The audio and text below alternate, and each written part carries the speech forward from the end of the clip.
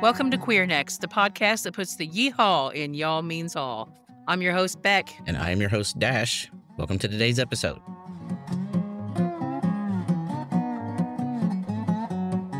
Wait, let me get my mic actually in front of me here. Hi, kitty, kitty, kitty. Oscar, you can sit here, but we gotta make this work, okay? You got a birthday coming up. I do. I actually remembered that. I think it was yesterday. I forget about them. I forget everybody's birthday, actually, but I also forget my own. Yeah. Yours is easy to remember because it's Shanna's birthday, too. Yeah, my parents forget it, too. So, Mom called me one year on my birthday, which this is when I was still in college. I was like, oh, shit, she remembered. And she's just talking. And then she's like, what are you doing? And I said, well, me and Josh are sitting here drinking a beer. In the background, he goes, birthday beer. And she goes, oh, whose birthday is it? It's like, it's mine. And she felt bad, of course. So I'm just saying, I come by it honestly. Yeah. Birthdays were a big deal in my family. You always got cake and they took you out to dinner and a present to unwrap.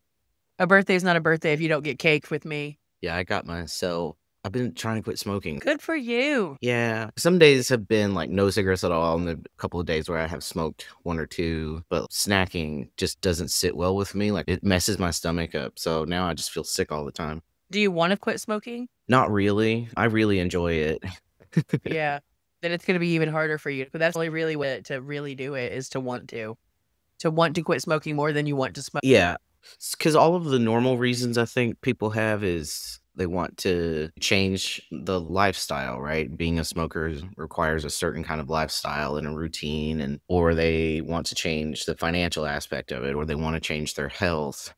And none of those work for me. Like I would love all those things, but they're not compelling enough.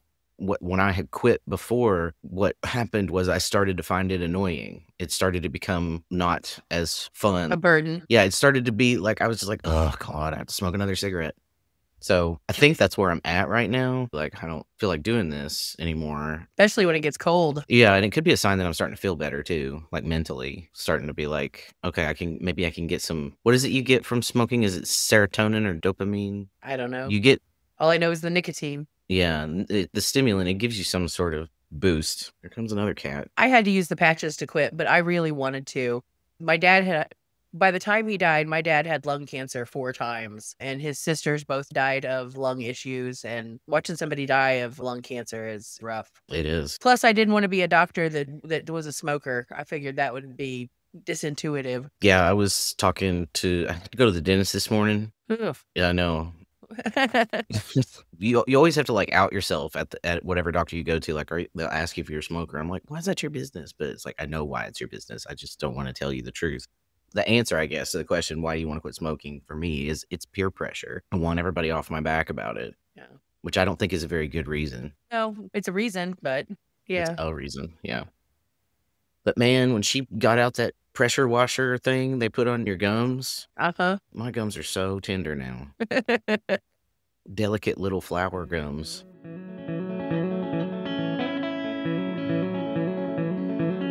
Do you want to tell the folks the good news or the exciting news? Yeah, I have decided to continue my PhD.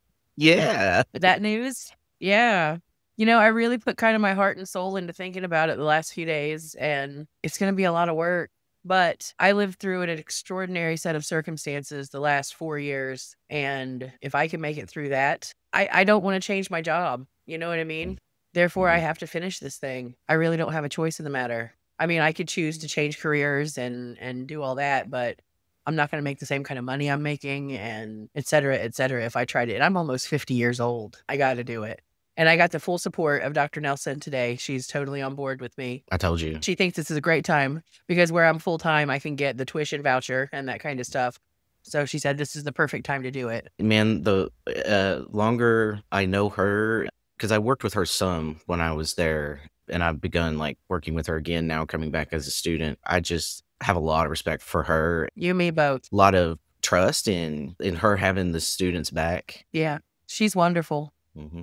So stay tuned. I'm going to be really busy, but stay tuned. Well, but at least I have my own office that I can go right in. You know what I mean? On campus. I don't have to share my office with other grad students or whatever. I have my own office. Yeah, you're right there in the heart of it. Yep. It's the perfect time because you can You can use that waiver, and then you'll have support. And the grad college there, they've got writing groups that you can sign up to be a part of, and you can have a little bit of accountability that way. You could do it this way as well, but you're not out there on your own somewhere. And also, I think we don't talk about it this way for PhD programs or master's programs. Some of them do that require large projects at the end, like a dissertation. But it really is the fun part. If you say so. This was my experience.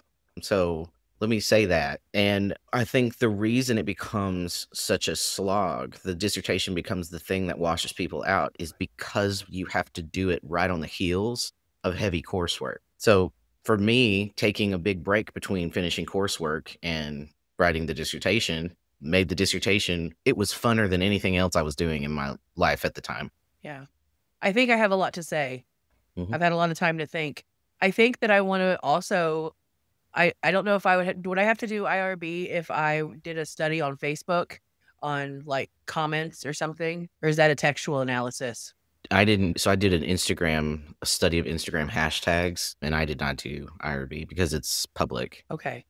Because I want to talk about some of the comments that are out there. And whenever you just even breathe the word woman next to the word baseball, and some of the reactions that you get to it. Well, I don't think it depends. I think the answer is no, because they're public comments, but there's a lot of different things you can do with those. I mean, you don't even have to quote them fully. You can code them for keywords. True. There's different ways to do that. Okay, that makes sense. The whole point of IRB is to protect the subject. It's a little piece of like credibility as well, like securing the validity of your data.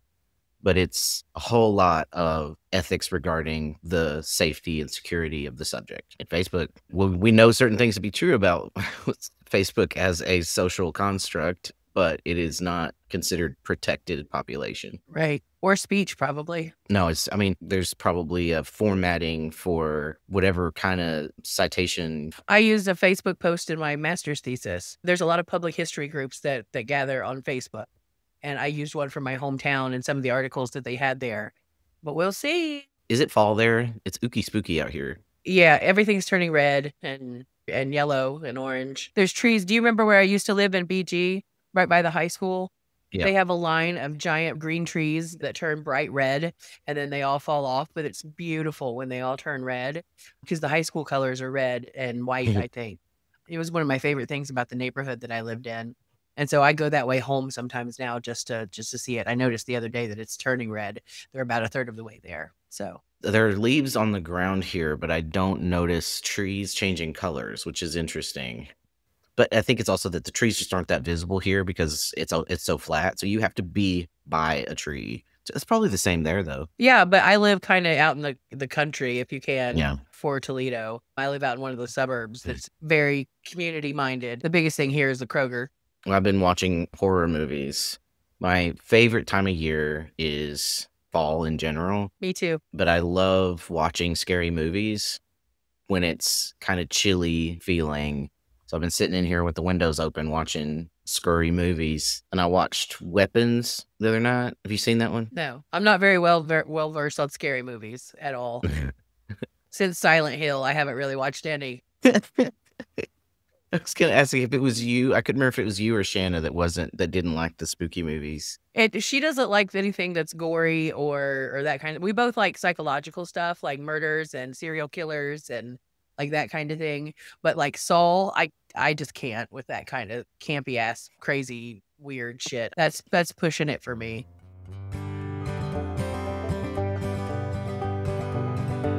I remember when Saw came out, we rented it from the Blockbuster there in Richmond, and I was shook. The twist in that movie, like, I loved it. I thought it was so just a really interesting way to play with that feeling of invasiveness or violation. I mean, he was just right there the whole time. But when I learned that they were making sequels, I was like, I'm not interested. What could be interesting after that? Yeah, I didn't watch any of those after the first one. That was enough for me. I fucking love monster movies. I love zombie movies. But I also watched Freakier Friday, that sequel to... Yep, I saw that one too. I'm a big Jamie Lee Curtis fan anyway. I love that they brought everybody back and the band and all that. I thought Lindsay Lohan was great in it. Jeez, slayed me, man. Her physical comedy. it really brought me back to her days as like a child actor and stuff. How much she lost, I guess, to what happened to her with the pressures and things like that, and just the way we treated female child stars in particular at the time that she was one. But also selfishly, how much we were deprived of her in doing like what she is clearly born to do. Yeah, I really enjoyed it. Why did I totally forgot or something, the Chad Michael Murray's infatuation with Jamie Lee Curtis in that first movie. It had to be there because they kept referencing it in this sequel. Yeah, it was. I remember it. I've totally blocked it out. Yeah. Yeah, because it was Lindsay Lohan in her body, and she was totally flirting with him, and she got her hair cut, and he was with her, and she rode on the motorcycle and all that. And he was like, "Your mom is cool." Like, he was really into it. I love it. My tattoo is totally healed. That's awesome. Yes. I still can't believe I did it. How long had it been since you got one? 30 years. I was 18 the last time I got a tattoo, and now I'm 47, so 29 years. In very different circumstances.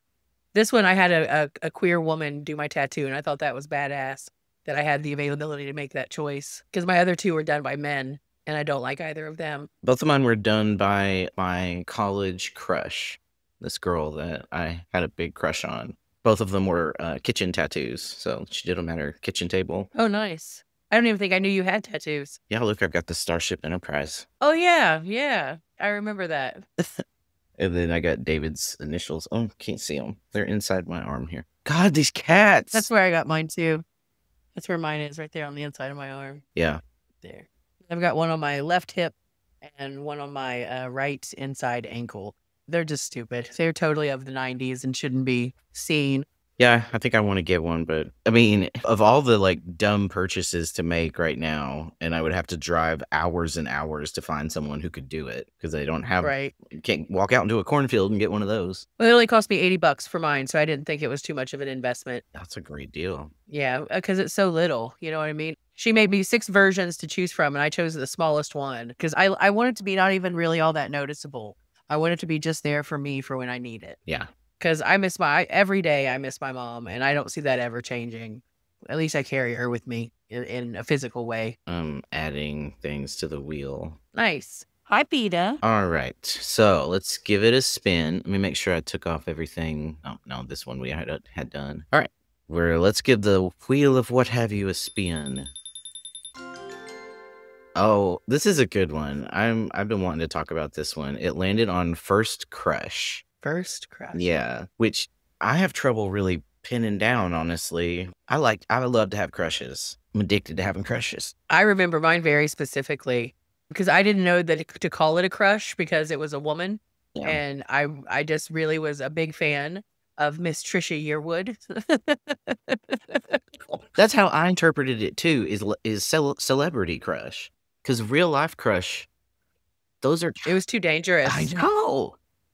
And I don't want to say it out loud, you know? Yeah, I'm with you. Yep. Because what if by chance they would hear, nope, we ain't, nope. Exactly. I could say that it happened. IRL crush for me did not happen until high school because everybody up until that point was so cruel to me. When am I going to have a crush when the whole school is literally hunting me for sport? Right. And I'm not going to have a crush on Jade because I was just so happy to have her. Like that friendship was so goddamn pure. There was never going to be any feelings like that in it. It was all celebrity projection. So for you, it was Trisha Yearwood. How old were you? 11-ish. Is she a homophobe now? No, she actually recorded a version of She's in Love with a Boy that was about a girl. She sang it as She's in Love with a Girl. That made my entire childhood heart so happy. You have no idea. Yeah. I thought I remembered that. I thought I remembered something about her with queerness, but I was like, was it that she's an ally or? Yeah, no, she's an ally for sure. Yeah, I remember I wrote her a fan letter and she sent me back a couple of signed photos. It was very cool. I had those until they got destroyed a couple of movies ago. They were in my hope chest for a long time. But yeah, I've always been a big fan of redheads, apparently. Me too. Yeah. I think, okay, so there was a lot that happened concurrently, but 2 that I can think of that were probably around the same time that may have been the earliest was Lindsay Wagner in The Bionic Woman. I don't know that one. That 70s show. Oh, man. She had the most incredible feathered, sculpted hair, and she would run around and kick everybody's ass because she was like the $6 million man, like Steve Austin, but a woman. So like she was conventionally attractive, but I also found her kind of butch in a way. Like she was really like strong and active and would wear like sporty outfits instead of really feminine outfits. She wasn't in like skirts and heels and things like that. She was always in bell-bottom blue jeans, and she would wear baseball tees. So I was just like, oh my God, she was so androgynous to me. And then of course she was an action hero, and she was always out kicking people's asses. And then the other person that had a big crush on, I don't know why I'm like stalling telling the truth about this, was Counselor Deanna Troi on Star Trek The Next Generation.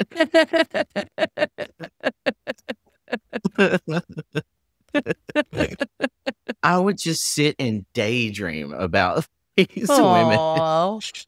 I had a really like imaginative world for a long time when I was a kid. I don't know if it was because I enjoyed that or because I was so lonely. I was writing, they call it fan fiction now. I don't know what they called it in 1987, but I was writing stories about these characters where I interacted with them. I was a part of this like TV world that they were on. Oh, that's cool.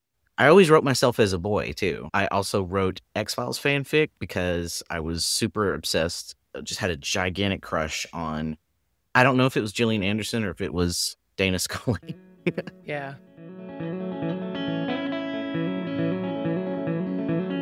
I'm trying to think of other people that I've had crushes on. I've always liked Hot Donna from that 70s show. I wish she wasn't such a Scientologist, but I always thought she was beautiful. Isn't she deconstructing now? I thought she... Is she? I haven't paid attention in a while.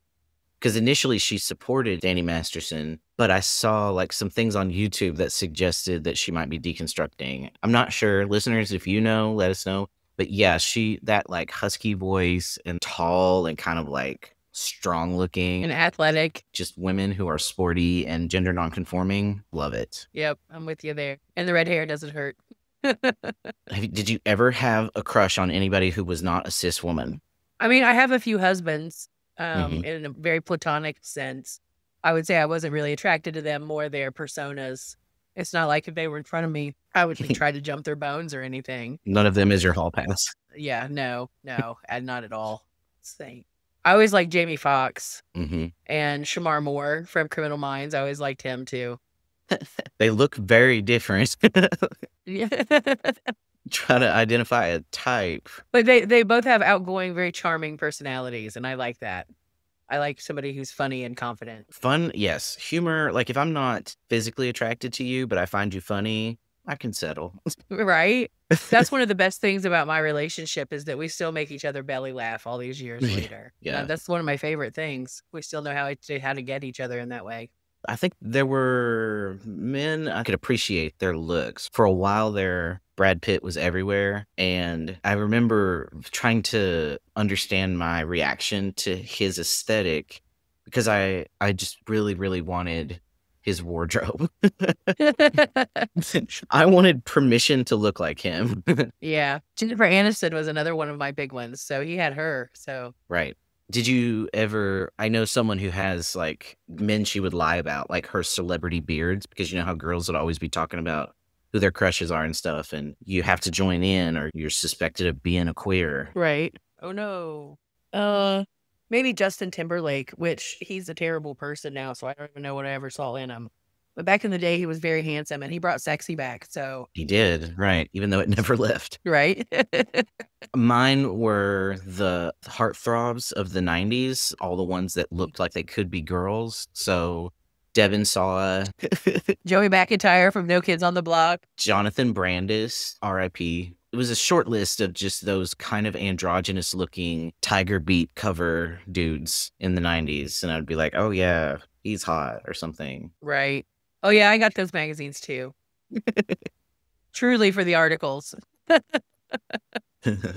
Man, magazines in the 90s, I fucking loved magazines. I know they still exist, and I'm sure someone still reads them. I never see it happen. I never see anybody buy them, but yet there's still racks of them at the pharmacy or at the Kroger or whatever. Like, I get the Smithsonian magazine. it gets like delivered to you. Yeah, it was only $10 for a year, and I love the Smithsonian. I get a daily email from the Smithsonian. I love trivia and interesting museumology kind of things, and they always send out interesting articles. For $10, I couldn't go wrong. But I was a longtime Mental Floss subscriber too. Hmm. I had all the books. I sold all of them.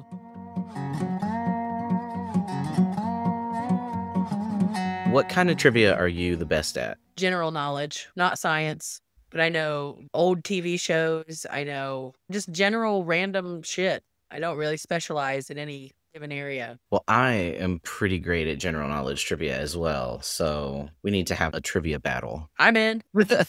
I don't know what for. Listeners, what does the winner of trivia battle get? One will buy the other a cupcake or something. Yeah.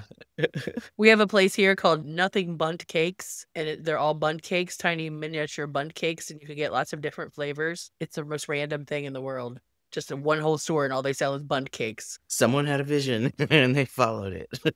They're a chain. They're everywhere.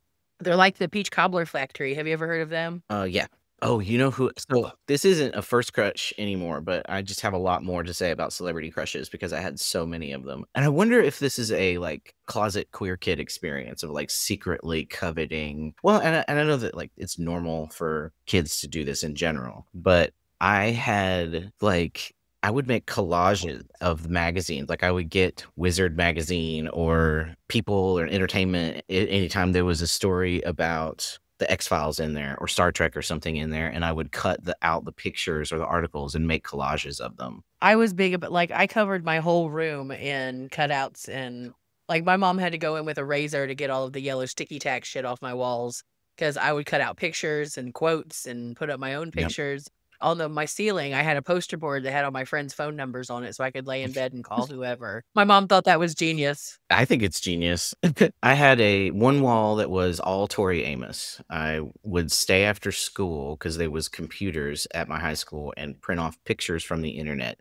In 1996, listeners, this was a time commitment because I wanted the full page pictures. And if you've never seen a picture load pixel by pixel, like you just don't know what it was like. And I would sit there and print off pictures of Tori Amos and then take them home and cut them out and make just a big collage of her. And then I would make stuff and put it up on my other walls and also draw things. I had like collages of Star Trek and X-Files. I loved sci-fi in general. It wasn't all about like cute girls. I've always liked science fiction. I had a Steve Urkel doll. Damn. Did it talk? It did. It said, "Got any cheese?" Did I do that? Jesus. You remember Stefan Urkel? His like suave, evil. The TGIF lineup in the 90s was just it. It was, because I was always home on Friday night or at my grandma's. Once I started to like get to be a teenager, I got really into music. And so it went from being like actresses to musicians. And I got super into like both Tori Amos and Ani DeFranco, which for some reason, why is talking about this so embarrassing? Because you were like the most typical lesbian I've ever heard of in my life. And I guess I was like ashamed at the time of having these like infatuations. I remember trying to tell mom, I'm pretty sure I'm queer. And parents, they have this superpower where they can just go, I disagree. Like you tell them something about yourself and they get to disagree with you. They get to disagree with what you know about you. And it had taken me like weeks to work up to telling her this. And I was just like sobbing, crying. I was so ashamed. And she just said, no. And we didn't talk about it ever again until I was in my 20s. And she said something like, you're going to break your dad's heart. And I was like, okay, I'll keep it secret. Don't worry. Well, she said that about transitioning too. She was like, you're going to break your father's heart. And I was like, why is that is not the flex you think it is. And also, why is his heart so tied up in your gender? I don't know.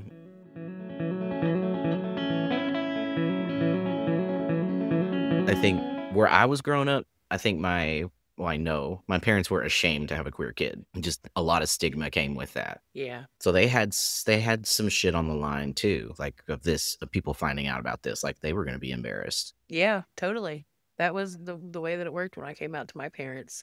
I think it was the stigma of having a gay child that was probably the hardest. Yeah. And that you didn't they had a dream for you and you totally shit on it. Well, and they failed you somehow, right? Like, it's their Yep. fault if you're queer. Like, they Yep. exposed you to something because not only is it a deviation, but it's a perversion. Yeah. I think some people still view it that way. Like, something you're queer because something bad happened to you. When I came out to my parents, we were literally in the porn shop. Yeah. You Mom told me to go get a lesbian porno. I think that just would have confused me even more because that's not what lesbianism looks like in real life. Because sex is part of being gay, but it's such a small part of it for most of the time. Sex is as much a part of being queer as it is of being straight. Yeah, for sure.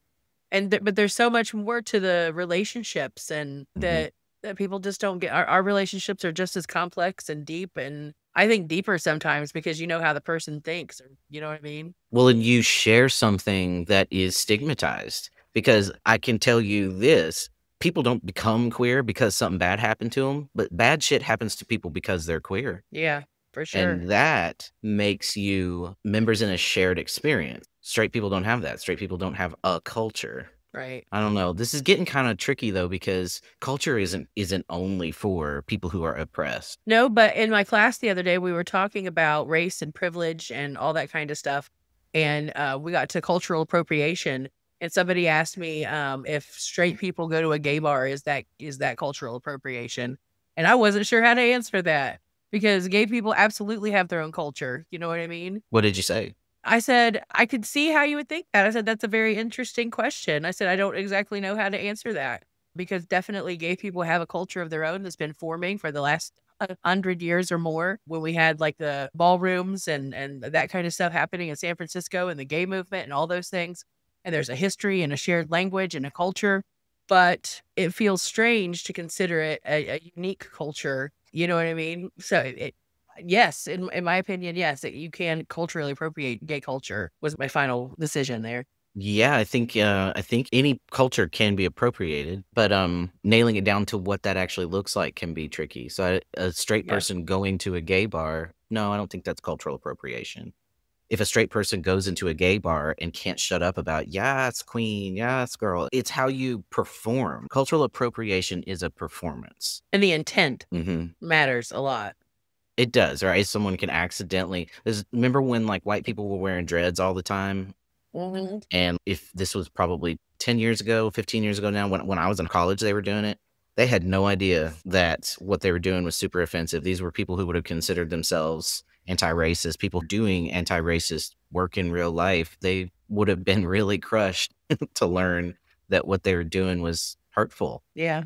But they still need to hear, if that conversation had been happening where I was, they would have still needed to hear it. Yeah. Which I think it's important that my students hear it. That's why we talk about it. You know what I mean? hmm I tell them the way to understand cultural appropriation is imagine you have done a school project and I give you an F on it. And then along walks this white girl, steals your project, turns it in and gets an A plus. That's cultural appropriation in a nutshell. You know what I mean? That's a white person taking credit and the glory or whatever for something that we have denigrated Black people for. That's an interesting point because you interject a political economy into that. Yeah. Okay, that's helpful. Yeah. A lot of my students, like, they get it when we talk about it in that way. Right. And here's the thing too, like something like blackface, that's not cultural appropriation. That's just fucking blackface. That's minstrelsy. Yeah. Yeah. We're talking about different things. Same lecture. Same fucking lecture. Good for you. Yeah, we talk about blackface, why we don't use particular kinds of language anymore. But if you use it in my classroom, you will fail the assignment. And the third time you do it, I'm taking you in for a student conduct violation because homie don't play like that. There's just certain words we don't use anymore. Right. It's all in the week that we talk about race as being a social construct and all that kind of stuff. But we talk about the history of it, how it's dehumanizing and how the legacy of those stereotypes have endured in American culture and how unfair and hypocritical they are, really.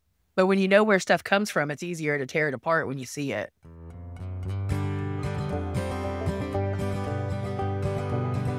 What's wrong? These cats, they're just, I don't know what they want, but they're all over me and they're chewing on my cables Is here. it dinner time? Maybe, but I did feed them a snack right before I sat down, but maybe they don't care. Yeah, I've got baby who's been over here like 50 times. I don't know what she wants because her dinner time isn't until like 8. So, Their schedule has been so fucked up because I've been off work. It doesn't surprise me that they're either acting out or they can't keep their routine together. Because I think they're a little tired of me. Normally, they get anywhere from 8 to 16 hours without me here. right. I have to put this down because it makes noise in the mic. Don't touch it. He is so cute, though. I've got the 2 littles. Oh, Eddie. He sits with me like during my therapy. I have to sit in this chair for, hours. And he sits here with me. He's getting therapy too. Yeah, I do my therapy telehealth, so we do the same thing. Though I'm getting an A+ in therapy right now. We went from every 2 weeks to every month now, so. I'm getting an F-. I went from once a week to 3 hours a day, 5 days a week. Well, you'll get through it, baby. I was every week there for a while, you know what I mean? And you just have to get through your shit. Because I am so thankful for therapy. I wouldn't be where I am without it. Yeah. It really helped me through some dark times. Can't say enough about the importance of accessing that resource if you need it. And it'll stop you from doing a lot of stupid shit. If I could have had help earlier, my God, I could have been living a different life. I might have a retirement one day. At this point, I'm not. I finally got like $10,000 in my retirement account, so there's that. Well, that's big money. Yeah. Woo, buddy. That'll get me through 6 months. As if. Well, maybe let's take a break and hear from this week's sponsor. All right, let's hear it.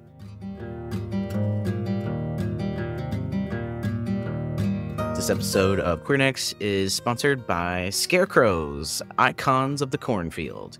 Long before Pearl showed us their sexual side, scarecrows have been serving looks 24/7, even though their wardrobe is mostly stolen from your papa's closet. Plaid shirts, overalls, straws bursting out like drag wig on a layaway. It's a whole aesthetic.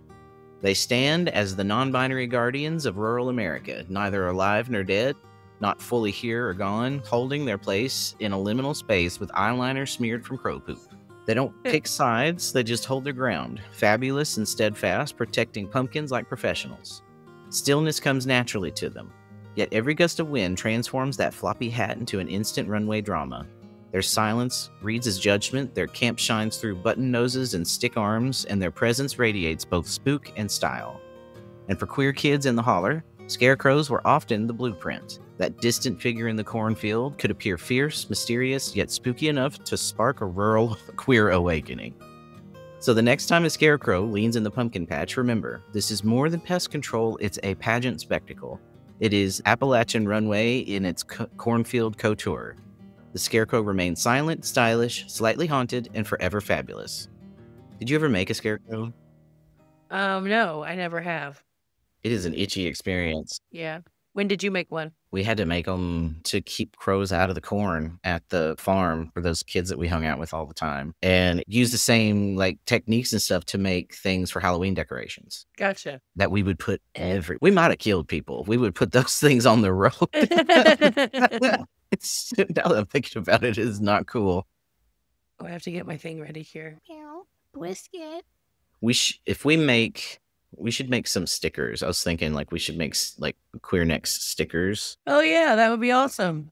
Just of Winda or Brisket. I think that's a great idea. Even if it's just me that has them all. No, you got to share with me. We can sell things in this little coffee I made, and so we could just list them in there. I think that's where I'm going to make a Discord event you can make actual calendar event things in Discord for this Queer Wolf party.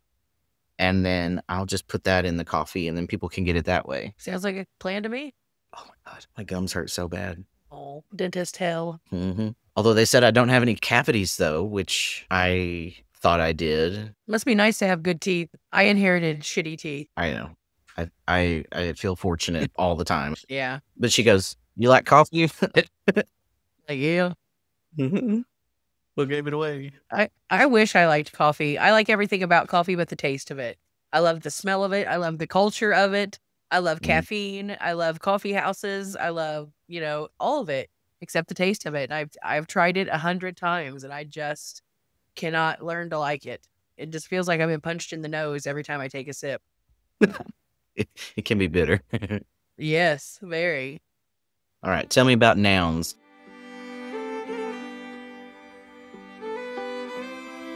All right, this week's noun of Appalachian interest is the persimmon seed.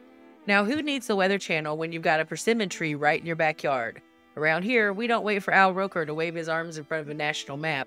We slice open a persimmon seed, squint at the insides, and declare the fate of winter with more confidence than Puxatawny Phil in February. Inside the seed, there's a shape, a spoon, a fork, or a knife. A spoon means shovel-ready snow, so grab your best flannel and start stretching your lower back now.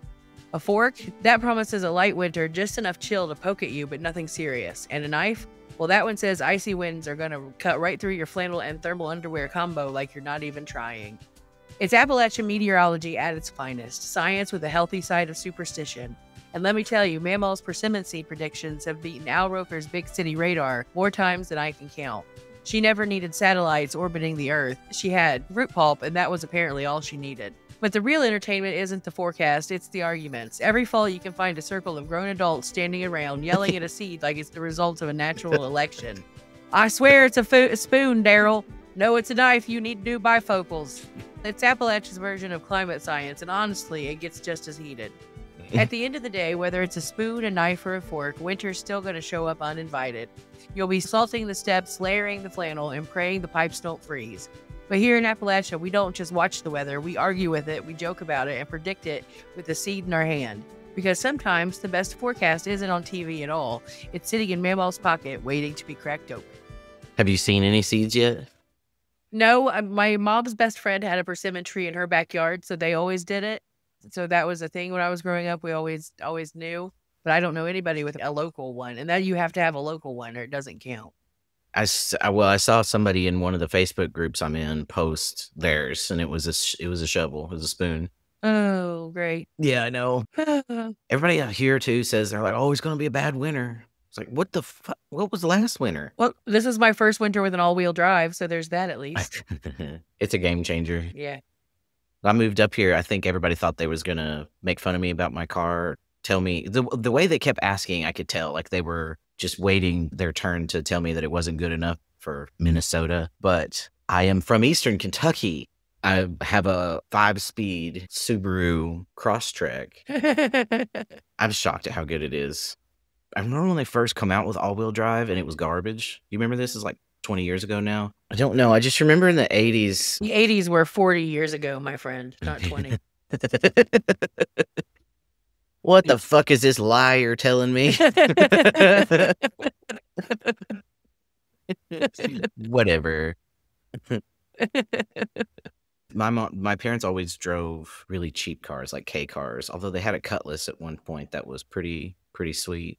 They had cool cars when I was really, really little, probably before we got super expensive. They could still have cool cars. Like my mom had a 5-speed Mustang and my dad had a Cutlass Supreme with T-tops and vinyl seats. But then very quickly it all became K cars and vans. Because my dad was a mechanic, we had different cars every other week, it seemed like. We had so many cars. I learned to drive in a Pontiac Bonneville. It was a big old boat. And then I got promptly put into a Geo Metro. It's like the opposite. Yeah, I went from driving Ford Aerostar to driving the Geo. Very different. What's your favorite car you ever had? Probably my purple Hyundai Accent. The one that I have now I love with all of my heart because it has all the bells and whistles and it heats up my ass whenever I want it to. And it connects to my phone, so I have good radio all the time. And, I love all the bells and whistles. But before this car, it would have been my purple Hyundai Accent. It was 4-door, it had a spoiler, and it was iridescent pearl. It was a bright-ass purple color, and it was fantastic. It had a sunroof. My car is very normal looking. I mean, it's normal, but it's also not normal. It's shaped like a duck head. The profile view of a Subaru Crosstrek is really odd. And on the inside, like the dash, the lights are bright red, so it looks like you're kind of in an airplane cockpit a little bit. I'm pretty sure that's what my best friend drives too. At first I was like, oh god, I don't want such a fucking normcore vehicle, but the longer I have it, the weirder it gets, and I really am just growing to love it. I really appreciate it. Yeah. It's no Geo Metro, but yeah.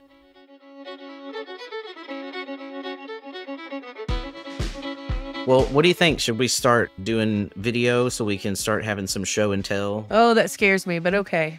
It scares you. Yeah, I just don't like my face. Well, I like your face, and your Well. opinion doesn't matter. Well, there you go. I won't be able to show up with bedhead anymore. Sure you can. You can just tell people you styled it that way. Yeah, I slept all day today because I woke up with a pretty good headache, so I canceled classes this morning. I don't do that lightly, Yeah. especially on a day I have to talk to my boss. So, Well, we'll give it some more thinking. I think that's our show for this week.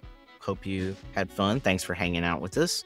Remember, if you haven't yet, to give us a little 5-star rating or write a review or both. And like the episode if you don't mind. yeah, you could do that too.